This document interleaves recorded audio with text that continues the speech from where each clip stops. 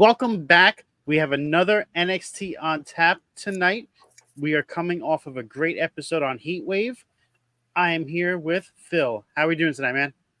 I'm doing great. And as it's heat wave, all I gotta say, the only thing I could say at the beginning of this episode was, "Can you feel the heat?"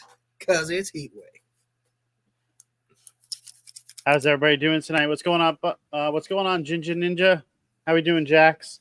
Jack, Seal What's Queen, going on, thank Gigi you for Dolan showing fan? up. We got to see a little bit Gigi tonight on the screen. Yes, Excited for that. We'll get to that. Hey, what's going on, Kane? How are we all doing tonight? So let's just jump right into this. That open with the Don and the fam, I loved it. Like, it was just perfect. What was your thoughts on it? I thought that was great. I thought it was great too. I mean, I know they weren't scheduled for a match, but you know what? I think it's a perfect way to open it up. Yeah, I mean, you got them on the show. You got them talking. They pretty much introduced all the major matches for tonight, so that was really cool. Almost like a cold open. It was actually really cool. It gave me that feel of tonight's a big night, and NXT did not disappoint. That first match, they started out right out of the gate. Man, Trick Williams versus Ilya Dragunov, and man, boy, did both of these guys show up. This was one of the main matches. This is like one of the main reasons I wanted to watch Heatwave was Ilya Dragunov and Trick Williams. Dragunov is somebody that I don't think has really disappointed me since like off the rip, and I just love seeing. I don't know what it is about him. Every time it's just I guess it's that never say die attitude. He's literally the definition of intensity. Like, he just kept coming back and back and back. Like, oh yeah. When you thought he was out, he would turn it around. That kick out after the final blow that he does when he did it on the mat, like the low one. Like, that kick out was like 2.999. Like, it couldn't get any closer. Yeah. And that high knee from Trick tonight. That was nasty. Oh man. I thought he was gonna do a flat earther by circumstance. And the sound like just echoed throughout the entire arena. Like, I think the whole crowd was like stunned with how great Trick was as a singles wrestler. Because he didn't get a chance to show out until about tonight. Like, he's had his little moments, but tonight this man stepped up and probably put on, if not the match of the night, with Dragunov. I could agree with that. Like, that this match is in debate for like match of the night because it was a great way to open up. Out of anything you could have done, this was a great way.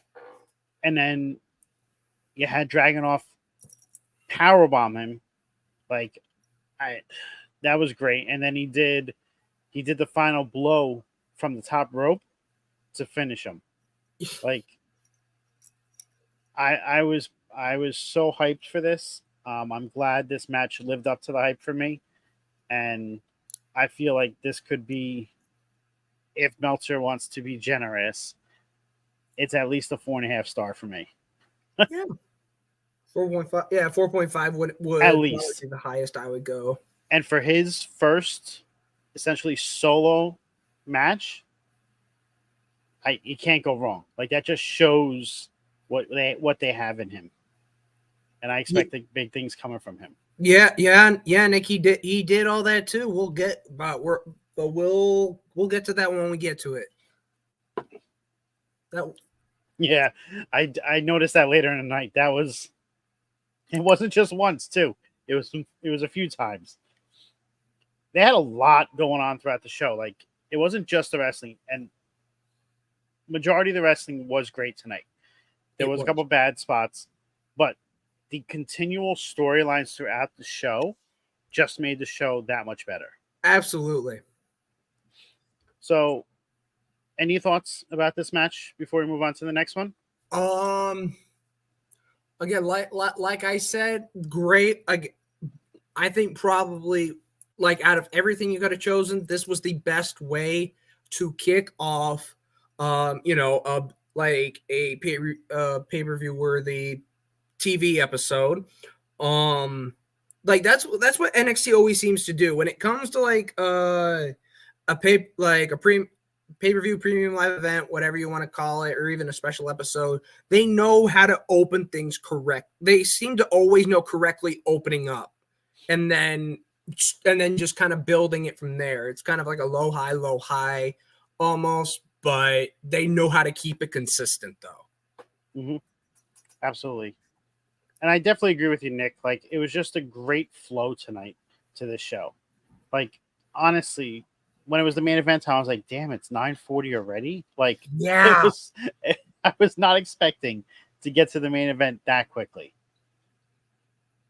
So moving on to the next match, we had Ivy Nile versus Ava Raine in her first singles match, her first televised singles match. So this, okay, I'm gonna call a spade here. Ava still needs some work. Definitely. And it's probably because she hasn't had much work in the ring. Right. So that's partly WWE's fault for not even putting her in matches, tag matches, or anything like that. So they need to get her more ring time. And I know she wrestled over the weekend in the house shows, and she's been starting to wrestle a little more. She got her first victory in a house show. I'm surprised they didn't wait to do it last night. So she still has yet to win on television, but she did win in a house show. Okay. So I think they tested it just there to see the crowd reaction. But tonight was used to further the story. Yep. And I love how they did it. So, I absolutely agree. What was your thought on the match? Definitely. Like you said, I definitely believe just putting Ava, just having her do more matches, maybe putting her in a few more matches would be the best thing to do. Heel Queen, you're right. Fresh new storylines are what keep them intrigued. And yeah, it was. I mean, it wasn't something great. Like it seemed like Ava was all in from the go. Although it did feel like after the third scoop slam she did, I was about to be like Riley from the Boondocks going, "Why you keep doing the same move?" But I mean now just pulled it in at the end with that Dragon Sleeper, making her tap out quick, and the way that they had the Creeds, I mean those two Schism members just pick her up and just take her back like nothing, like nothing's going on. It's all nonchalant. It's what the Schism members do. Yes, it helped progress the story during for the night. That was good. And the way that Ivy Nile was starting to take out the rest of the Schism, like as they were all coming in, like that's like they showed what she can do, and I think that this is just a step in the right direction for Ivy Nile. Yes, I feel like Ivy Nile in general has been very underutilized. Yeah, she gets used a little. Yeah, she does get her time on NXT Level Up, but then again, I'm not a guy who watches NXT Level Up. I feel like Ivy Nile is definitely underrated, even like when she was like first introduced, when Diamond Mine still had Roderick Strong and Hachi's son, and even freaking Malcolm Bivens or Stokely Hathaway, whatever you want to call him. Mm-hmm. Like Ivy Nile was presented as like, I believe that I think Malcolm Bivens called her the pit bull, and like and how she comes out too. She had the chains around. She had those heavy chains around her neck. She would come into the ring and just do that big pull, that huge pull up, like the fact she's been on the Titan games with how short she is, like almost about Alexa Bliss's height, absolutely baffles me. Like, how is she not winning more? And like, how is she winning less and losing more? I just need, like, Yeah, I mean, it does baffle me that she does take a lot of losses, but it's just the character I think she has right now. right. So I would not be surprised if in the next 6 to 9 months we see her in the title picture. Oh my goodness. Yes. And yes, Nick, it was kind of obvious that it was the Creeds that took them away, especially with the first backstage segment when Ava was like, "These two wonderful Schism members saved me." You saw one of them look over, like roll his eyes, and it was just like perfect. Like, yep, something's happening tonight. So I was excited for all that. Yeah, it was the shifting eyes. It was Mhm. definitely the shifting eyes. Just like, are we supposed to go now? No. But the next segment we had was the Heritage Cup. Oh my goodness gracious. So you seem to be upset with what had happened. So let's start you off I with was this. all about Nathan Fraser. Nathan Fraser for me is honestly one of my favorites right now on the NXT roster. Like, this guy can go. Like, he's shown countless times again and again. His best of I forget, I think it was his best of 5 with Axiom, absolutely incredible. Um I mean, he's been just a bit of a trailblazer from even being from NXT UK, coming over to NXT, came in to NXT when everyone else from the UK was being moved over in. Like, he was, even then he was still a breakout talent, challenging for the North. I remember he was a North America, he was a title contender for the North American title. I don't think he's ever had a shot at the NXT title, but he's been somebody that I've really had my eye on. Definitely, he is definitely a big future star in the making. Like, he's got a great character too, even though he kind of looks like even though his ring gear makes him look like the Flash, but still, awesome dude. Yeah, I like Nathan Frazier. He has a lot to bring to the table. Nick, I understand what you're saying in regards to that you did not like Dabo Kato getting involved, Oh yeah, Commander Aziz. but it is furthering the story between what had happened between him and Tyler Bate, because they mentioned that in the back earlier in the show that Tyler Bate was still recovering from the attack that happened last week from Dabo Kato. So it ties it in from there. And yes, the Metaphors entrance, one of the best for NXT. I love it. I don't know. Me, I kind of see either the entrance of Rent, or it's like a mix between Powerpuff Girls and Power Rangers. It's tough. Rent. That's awesome. Um, Overall, this match, I love the Heritage Cup style. I love the 6 rounds. I love the 3 minute matches. Short, sweet. Everybody gets their moves in. They take what, like a 30 to 60 second Yeah, they break, get like a and they're third. back Yeah, they in. get like a 30-second break in between rounds. As soon as you score a pinfall, that's the end of the round. Uh, and it's best of, and it's always a best of 3. Yeah, whoever gets the two first in the 6 rounds, or if it's a tie, then the person who had the cup beforehand retains it. Yeah, the champion always retains. It's always been something like I I've actually kind of like taken a look at some of those Heritage Cup matches, like in watching all these different people compete for it, like from Tyler Bate to Noam Dar to A Kid and like Trent Seven. Like, it really meant a lot. The Heritage Cup meant a lot to NXT UK. It was like a big staple when it came to NXT UK, and the fact that they're kind of giving it sort of that same respect in a sense with current day NXT. I like it. I like how they're continuing the same, how they're sticking to heritage, and keeping it the way it was. And I will also say the match was great. Noam Dar multiple times using submission, trying to go for different submission holds. He had an ankle lock. He used an ankle lock. He had a triangle, which Nathan Fraser reversed into a one-arm power bomb like Roman Reigns.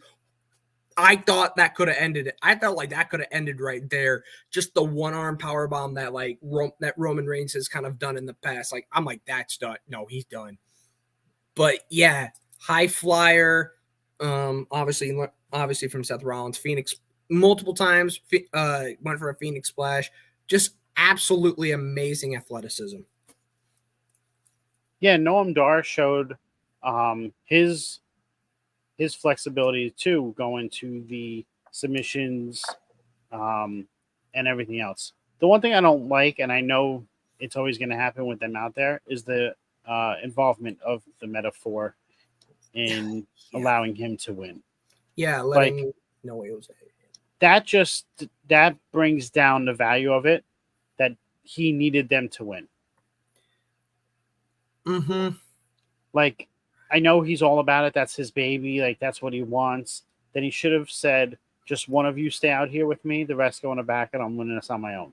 Yeah, like, he could have had knockoff No Way Jose. I mean, Oro Mensa out there. But no, I mean, I guess you bring out Jakara Jackson and bring out Lash Legend. I cannot stand Lash Legend.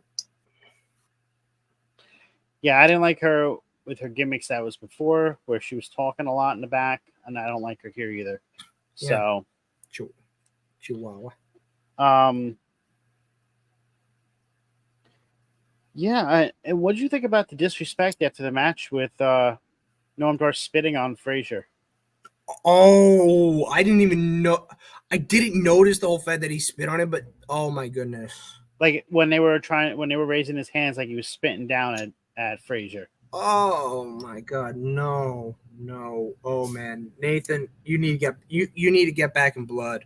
You need to get it back in blood, man. That's just no way. Like, that's, to me, that's the utmost disrespect, and I'm sure something that'll lead to something in the future. Mm-hmm. I'm a 3-time NXT Heritage Cup champion. Shut up. So, what do you think about the next segment with the women's wrestlers, with all the women, with Tiffany Stratton and then the other women coming out? Okay, so I was a little let's say I guess I was a little disappointed that there wasn't a match for the women's title, because Tiffany Stratton, she has not, like, she's coming out there saying that she said that she is probably going to be the best NXT women's champion. In the words of Bianca Belair, I'm sorry, girl, you haven't done anything. You've only defended it 3 times. One of them you completely tapped out on, no matter how you say, I didn't tap out, it was a win. I don't care. Like, all you did was defend it 3 times, and that's all you did. However, you've got Gigi involved, who said what everyone needed to hear. Will you please just shut the hell up? And plus, I mean, Gigi's back. So for all the Gigi fans, yes, rejoice. She is finally back. I'm great. I'm happy with that. Then Kiana James gets in. I'm like, really? We got to listen to you now? What is it, Sexy Schoolgirl? But no, but then Blair Davenport gets in here, and I'm like, yes, this makes it a lot more interesting, at least for me. I've been a bit of a Blair Davenport be a Priestley fan. I've seen her stuff on AEW, pretty cool. And then of course, you've got Booker's protege and Roxanne entering in. And I really didn't feel like Roxanne needed to be part of this entire thing. However, the one thing I will say though, Gigi did the right thing by telling Tiffany to shut up, but Roxanne had the right thing in mind when just like, oh, Tiff, I forgot about something. just shutting her up with that wicked right arm. Like, good Lord. Yeah, I mean, I was surprised that Kiana James was involved in this segment. Yeah, That would be Kiana's just one there. that's like one of those things. Which one of these does not belong? One of these things just doesn't belong here. Kiana James is the one that didn't belong. I figured the last person that was going to come out was actually Cora Jade. I didn't think Yeah. it was going to be Roxanne. Yep. I do like that Roxanne is involved in this, but I would have liked somebody else besides Kiana James. Yes. I like this version of Gigi Dolan. This can be a great version of her if they let her go. Yes. Like, just let her be her. And I can't like the pop that Roxanne gave on Tiffany was just great. Like, it caught everybody off guard. Like, no one was expecting her. Everybody was expecting her to say something, and then boom. And then you had Stratton run right out of the ring, like a scared little bitch that she is. She doesn't want to actually fight. She promised to be a better NXT champion than Bayley, Asuka, Flair, and even mentioned Becky Lynch, who was never a NXT Women's Champion, and then later corrected herself because she said all the trolls on Twitter or X, the Twitter were making trolls fun or of her. X trolls or whatever. And then you had Becky Lynch respond to Tiffany Stratton on Twitter saying, "Not I yet." haven't been an NXT champion yet. So that could definitely be interesting. They could definitely do something with Becky and Tiffany. I mean, after Payback, but yeah, but don't remember, Payback is a week away. Oh yeah. Payback's only It's a week away, from Saturday. So, and then you still have 4 more weeks until No Mercy for NXT. Yep. So there's plenty of time. Yep. And See, then I like Roxanne Perez, so I'm not upset with her being added to this match. yeah, I'm a fan of Roxanne too. I think we're just in agreement that Kiana James is just the complete oddball out of the group, and that Cora Jade should be the one done. And of course, for all those Cora Jade fans out there, yes, we know the reason she's been gone is because she's got some work done. They could have gave that spot to Shayna instead of Roxanne. So I will say okay to that, but no, not okay. She is building herself up to be a top star in the main roster. Absolutely. Her coming down right now would not be the epitome of what she needs to do. No, honestly, she needs to be the one to beat Rhea Ripley. Thank you. You took the words right out of my mouth. So, unfortunately for all those Raquel lovers, I don't think Raquel's beating Rhea at Payback. And then I think it's leading into Shayna beating her at Fastlane in Indianapolis. Absolutely. That's just my 2 cents on that. I'm in absolute agreement right there. When I thought about it, I don't think there's any like when I look at the women on the roster, nobody to me seems like the person that's like women's world champion other than Shayna. Shayna possesses everything that you need into someone who's going to like actually defend this women's world championship and make it look like it means something. I am ready for this. See, I disagree with that. I think Raquel could be believable to beat her. She just hasn't had a chance to get to that point yet. And I just think it's the wrong time. Yeah. It's just the thing is, though, there's a big difference when you look at NXT Raquel and main roster Raquel. NXT Raquel was amazing.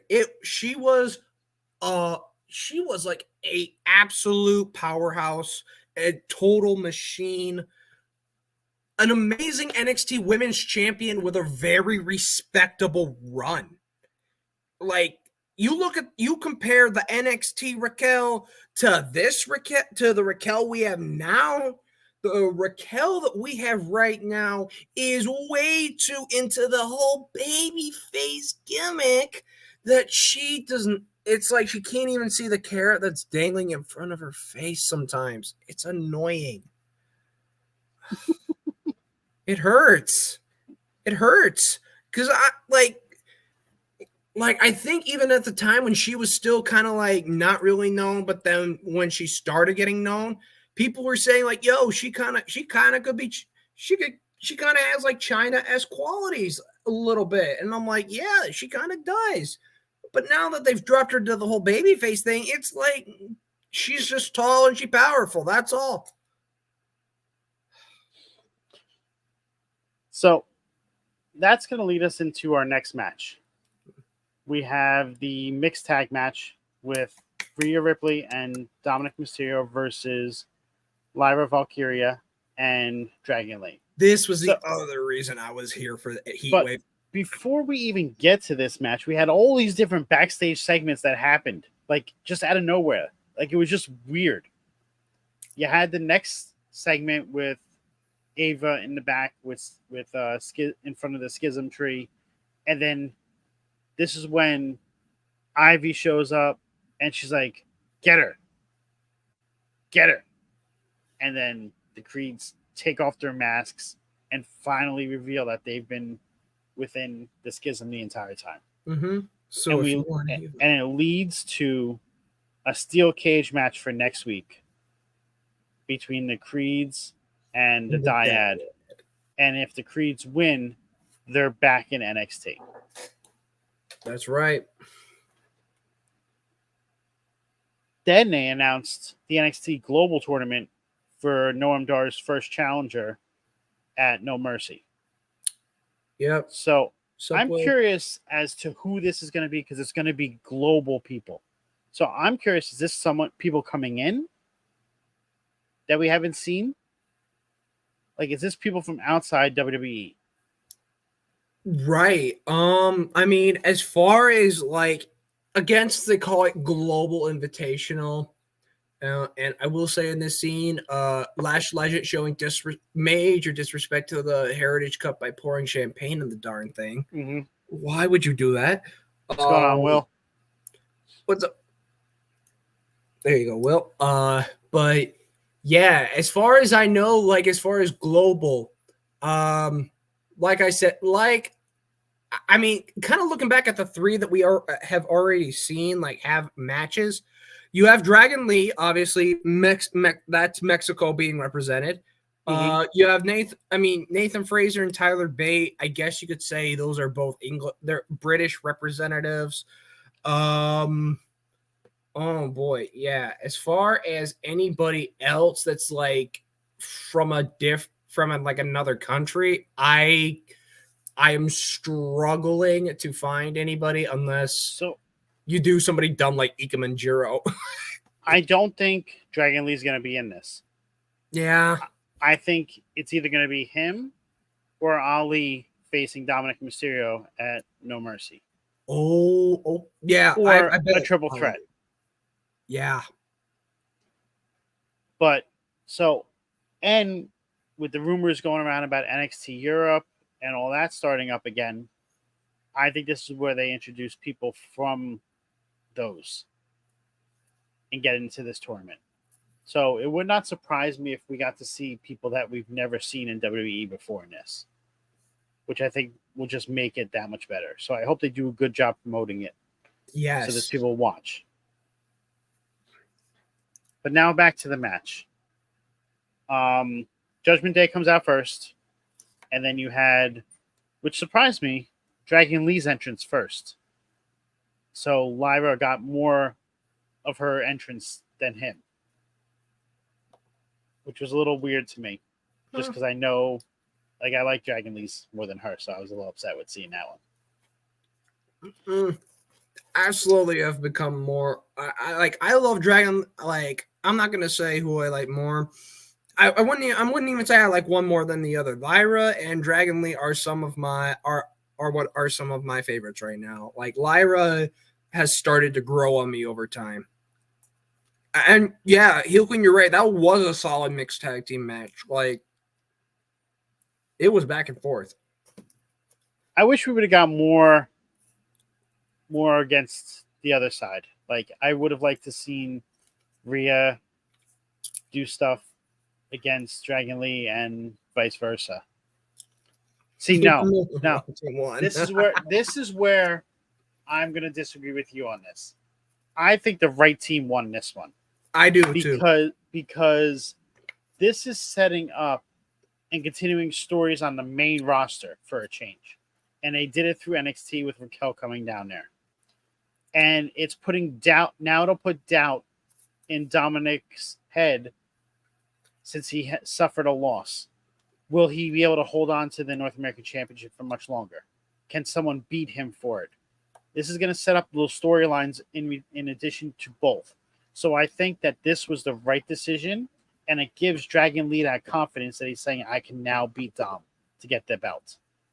Yeah, this could be a very big determining factor. Because like with Rhea being distracted by Raquel, Dragon Lee was able to allow himself to secure a pin and then end up winning the match for the both of them.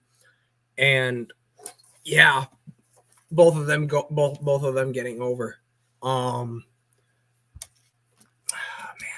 I don't know. Like, this is gonna. I bet this will propel them forward a little more. I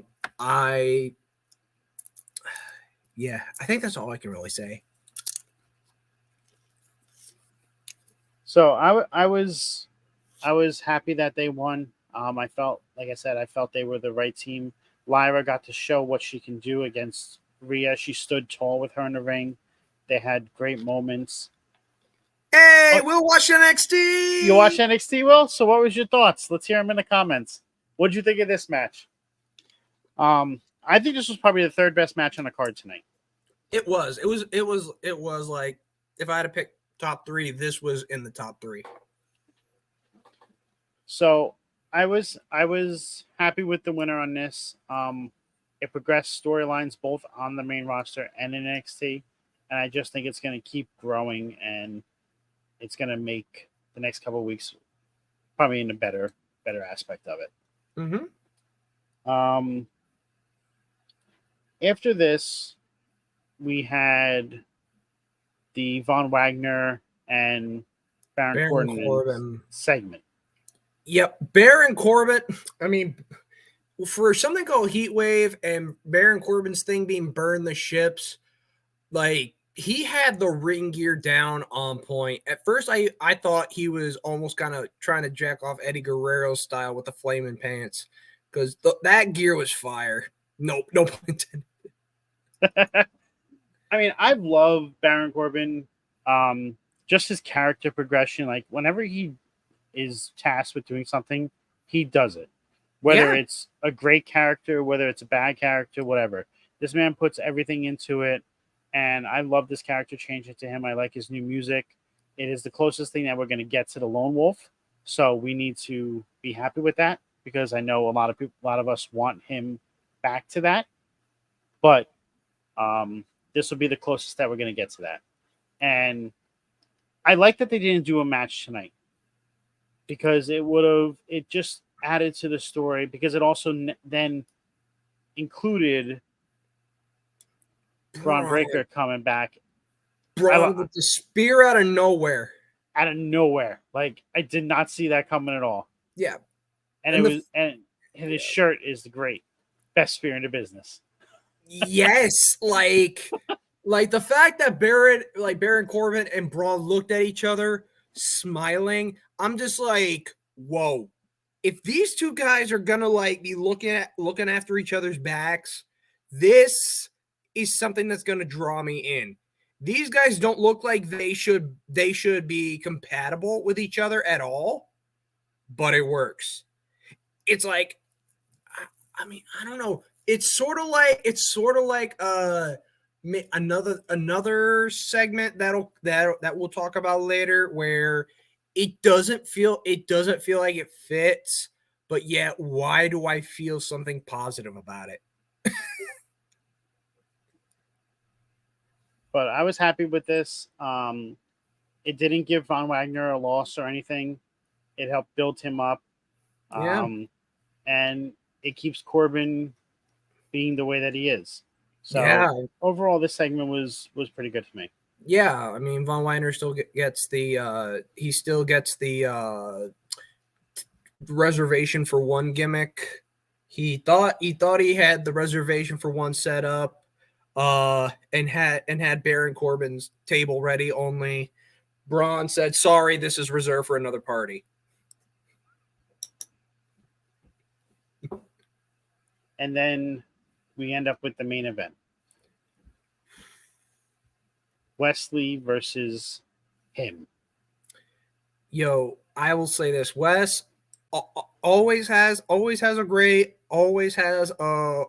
entrance. But Carmelo, every single time it's like something major. He knows what to do.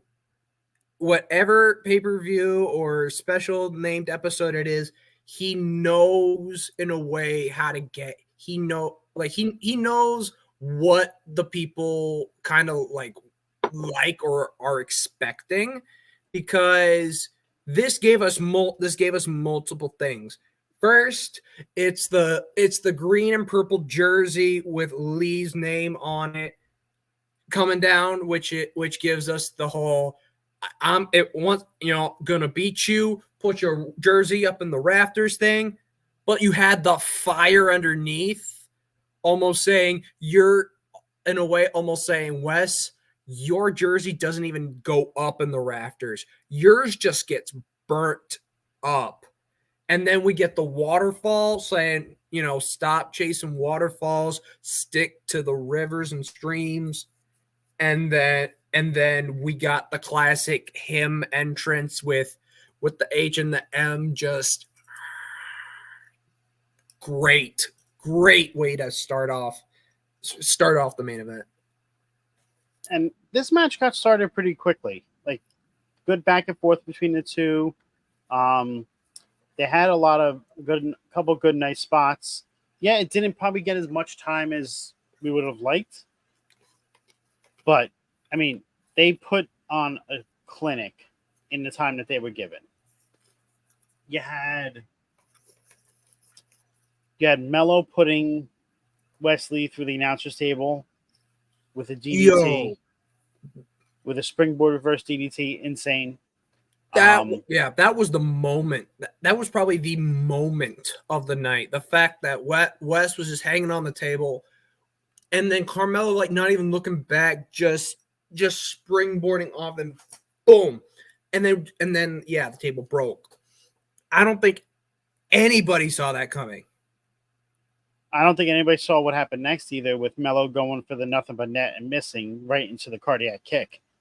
Right, but yeah, Wes hit the cardiac kick, but then Carmelo just yeah, and that was the one chance that Wesley would have had to win this match, and unfortunately went by the wayside. And then it led to the downfall of the match and the ending, when Wesley did a face plant outside right into the barricade. Oh, that's right, yeah. And he actually hit that pretty hard because the barricade broke. So let's hope that he is okay, because he did hit that face first. But this match, I really want to see them get to have a rematch and get more time. Like, let them start the show and let them get 25 minutes because they'll bring that house down. What's your thoughts on it? On the main on the I guess on the main event itself, yeah, I feel like compared to everything, all the other matches, this one was a bit shorter, but I mean it clearly really did like show a story. Like the story, I mean, the story was obviously being told through the whole thing. Like Wes was literally giving everything he could because all his life he was told no, but yet he keeps trying to do it. But Mello is saying, I think Mello's point was clear. You're pushing yourself. I think you're pushing yourself a little too much. Stick to what you know right now, and eventually you'll get there. And I think that's true. Wes, he probably has had the one of, if not the greatest NXT North American title runs so far. Even though Dom's the one holding the title now, but that's besides the point. He's still doing great things. Like he just needs to let time go by and let himself be pushed up a little bit more. What'd you think of before the match with the backstage segment with Trick Williams? I definitely do sense that. I mean, Trick looked at that title a little more than once, maybe a little more than twice.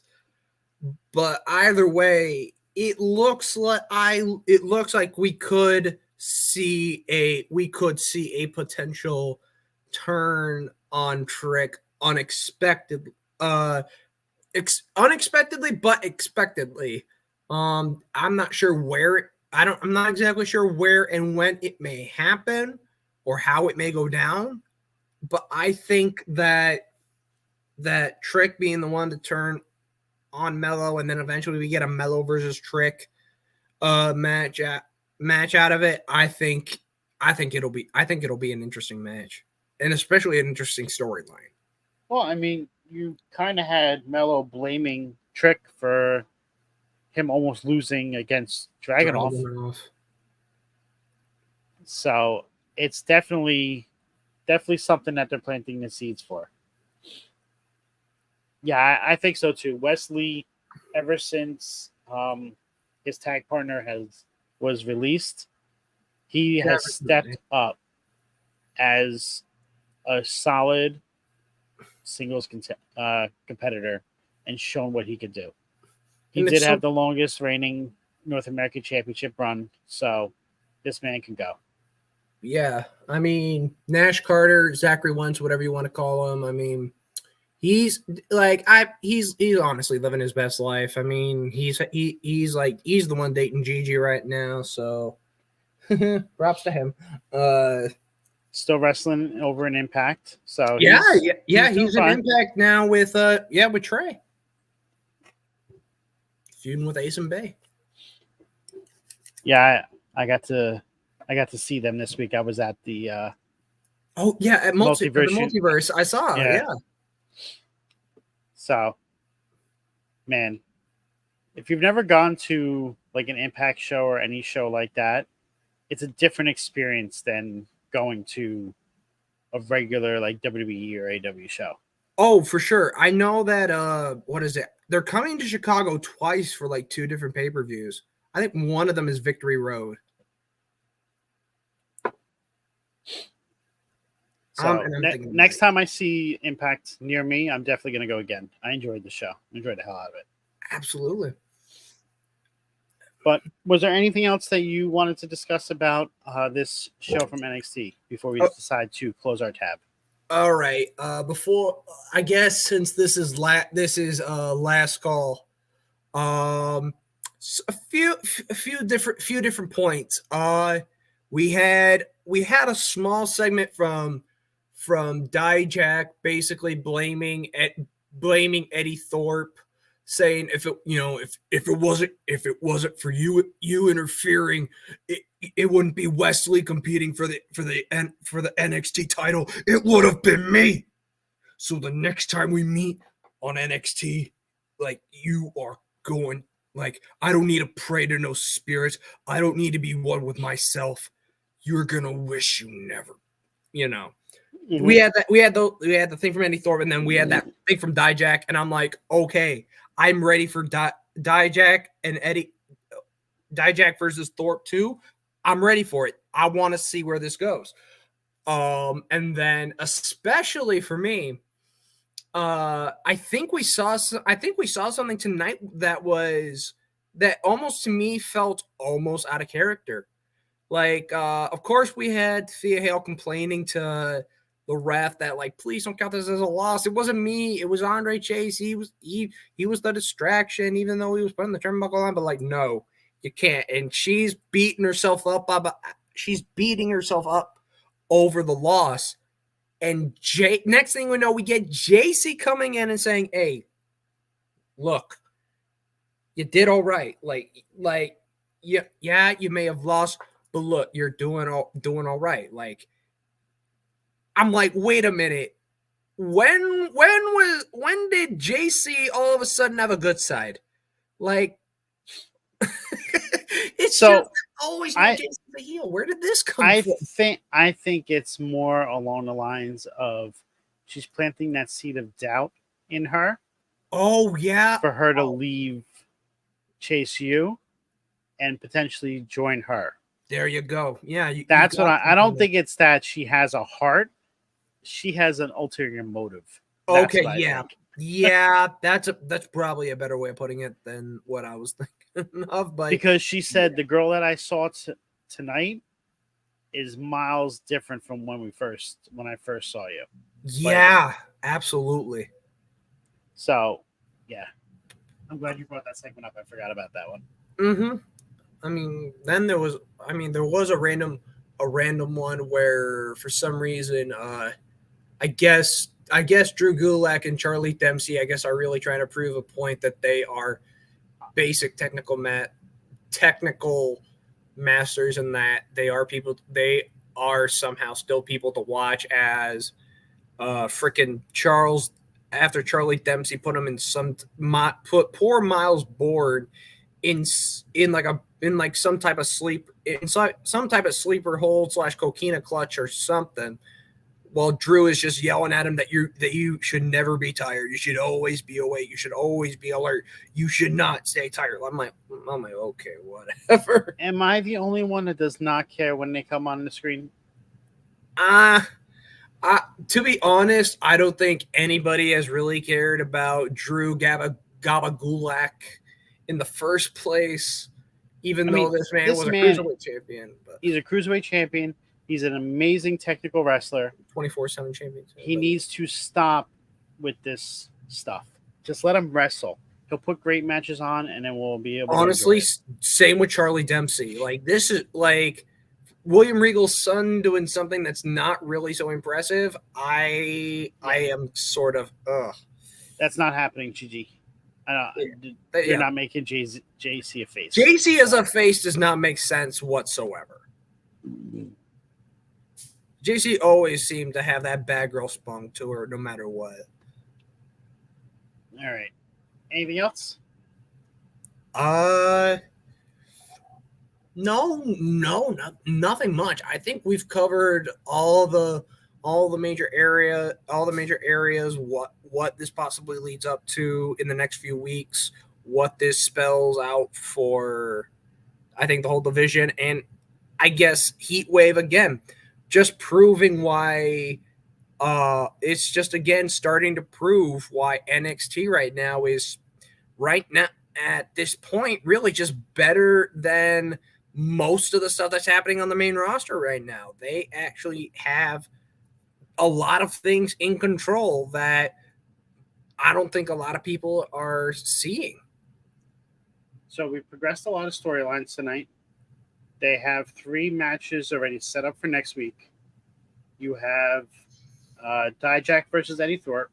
You have the Creed brothers versus Dyad in the steel cage, and then you have Blair Davenport versus Roxanne versus Kiana James versus Gigi Dolan for the number one contendership for the women's championship. So that's already looking like a banger show next week, and Absolutely. would not surprise me if it outshined Heatwave with just those matches. Absolutely. So as we close the tab on another week of NXT on Tap, Phil, let us know where we can find you. Alrighty. So if you want to see this beautiful guy here anywhere else, you can always check me out. Multiple social media places: Facebook, Twitter, Instagram, Snapchat, TikTok, Twitch. Little bit sometimes on Clapper and Social Pack. That's basically where you can find me. And you can find me here on Off the Top Media, on YouTube, Off the Top Media, and then TikTok and Twitter, Off the Top Media _. I want to thank everybody for coming out. Make sure to check us out next week, same time, same place. Tomorrow night, over on Rivet City Radio Twitch, we are going to have The Boom with Cam G. And then on Thursday night, also on Rivet City Radio, we have the Boss Bitch Trivia. And then Friday night, we're going to be going, instead of our normal Friday night review, we'll be having our predictions for AEW All In. So I just want to say, everybody have a great night, and we'll catch you on the flip side.